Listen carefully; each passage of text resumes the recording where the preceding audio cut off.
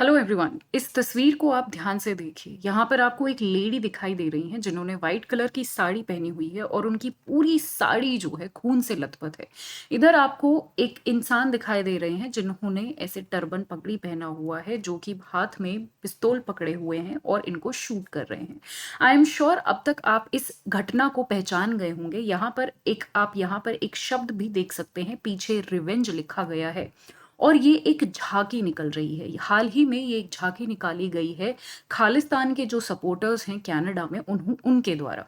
I am sure इस incident को आप अब तक समझ गए होंगे। ये इंदिरा गांधी असैसिनेशन को यहाँ पर ये परेड जो है, ये झांकी जो है दर्शा रही है। हाल ही में ये एक इंसिडेंट हुआ है। आज के लेक्चर में यही समझेंगे कि क्या कुछ चीजें हुई हैं। उससे पहले आपको मैं थोड़ा सा पूरा जो है इस इंसिडेंट्स के बारे में, आप सभी को पता है कि ये जो इंसिडेंट्स है ये इंदिरा गांधी जी की हत्या को दर्शाता है। इंदिरा गांधी जी की बात करें तो 19 नवंबर को 1917 में उनका जन्म हुआ था। 31 अक्टूबर 1984 में उनका असैसिनेशन हुआ था। वो हमारे देश की जो है पहली वुमेन प्रधानमंत्री बनी थी। 1966 से लेके 77 तक वही थी। उसके बाद दोबारा भी वो प्रधानमंत्री बनी 1980 से लेके 1984 तक, और लास्ट में जो है 31 अक्टूबर 1984 में उनकी हत्या कर दी गई। आगे बढ़ने से पहले आपको समझना होगा ऑपरेशन ब्लू स्टार के बारे में। ऑपरेशन ब्लू स्टार जो है आप सभी को पता है, जो कि गोल्डन टेम्पल में हुआ था। आप सभी ने जर्नैल सिंह भिंडरावाला का नाम सुना ही होगा, जिसकी जो डिमांड थी वो एक सेपरेट नेशन बनाने की थी। उसकी जो डिमांड थी वो खालिस्तान बनाने की थी, एक अलग देश बनाने की थी। और उसी को मारने के लिए ऑपरेशन ब्लू स्टार हमारे इंडियन फोर्सेस, इंडियन आर्मी द्वारा जो है यहाँ पर ऑपरेशन ब्लू स्टार चलाया गया between 1 and 10 June 1984।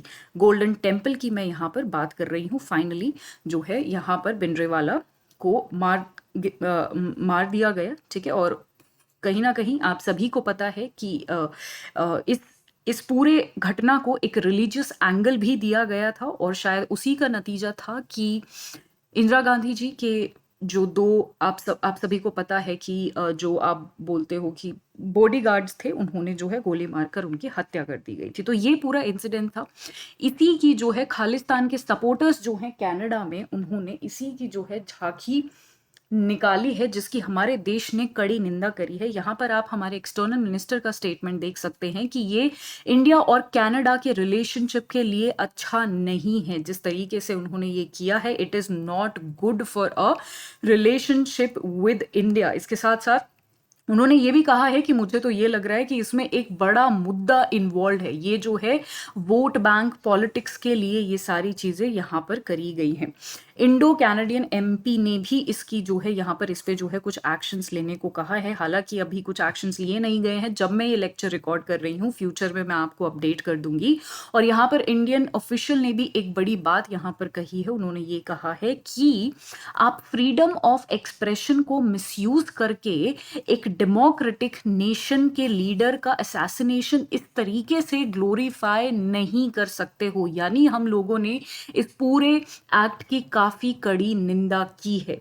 I hope आपको ये मुद्दा समझ आ गया होगा। आपकी इस पर क्या राय है, मुझे कमेंट सेक्शन में कमेंट कर जरूर बताइएगा। और आप सभी के लिए सवाल ये है कि मुझे आप सभी को कनाडा की कैपिटल और कनाडा में जो भी करेंसी यूज होती है वो मुझे कमेंट सेक्शन में कमेंट कर बताना है। अगर आपको मुझसे जुड़ना है तो GN current affairs by Pinky Yadav ma'am, ये मेरा टेलीग्राम है। यहाँ पर मैं सारी पीडीएफ शेयर करती हूँ, आप मुझसे जुड़ सकते हैं। आज के लिए इतना ही। Thank you so much.